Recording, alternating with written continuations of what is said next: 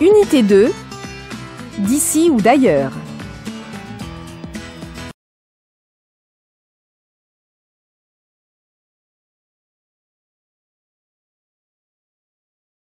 Leçon 5.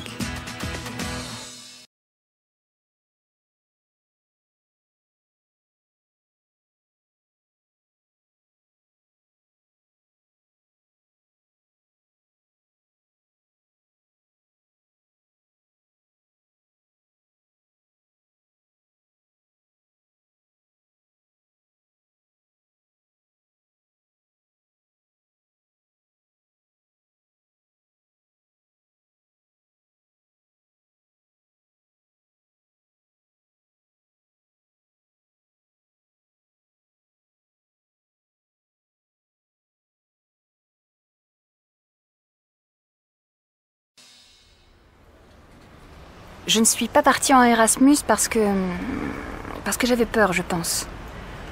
Peur d'être loin, peur de sortir du système scolaire que je connais et auquel je suis habituée. Bon, j'imagine que l'expérience est avantageuse, mais voilà, elle ne doit pas correspondre à ma personnalité. Moi, j'ai pas participé au programme Erasmus parce que je pouvais pas me le permettre. Je pense que c'est pas un programme accessible à tous, mais plutôt aux étudiants des familles qui ont un bon niveau de vie, ou alors aux personnes qui ont pu travailler et puis mettre de l'argent de côté. La bureaucratie, c'est le pire. J'ai essayé de partir à l'étranger il y a 1 an, mais les démarches administratives étaient trop longues et trop compliquées pour moi. Alors j'ai abandonné le projet. On a déjà du mal avec des cours en français. Alors étudier dans une autre langue? Je préfère finir mes études dans la même école et partir à l'étranger ensuite.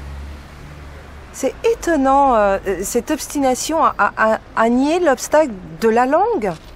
Excepté peut-être pour quelques étudiants, mais c'est quand même super difficile de suivre des cours dans une langue étrangère. J'ai été en Erasmus à Milan il y a 2 ans. J'ai dû me battre pour partir, car officiellement, j'y avais pas le droit.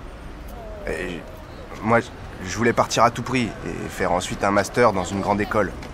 De ma promo, seules 2 personnes sont parties. Ouais. L'expérience était géniale, et en plus, on avait le droit de choisir les cours qu'on voulait. Pour ce qui est de la bourse, j'y avais pas le droit non plus. Mais j'ai trouvé assez facilement un travail à temps partiel dans une boîte italienne.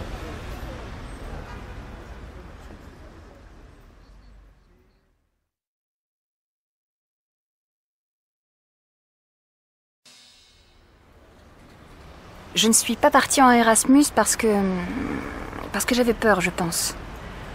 Peur d'être loin, peur de sortir du système scolaire que je connais et auquel je suis habituée. Bon, j'imagine que l'expérience est avantageuse, mais voilà, elle ne doit pas correspondre à ma personnalité. Moi, j'ai pas participé au programme Erasmus parce que je pouvais pas me le permettre.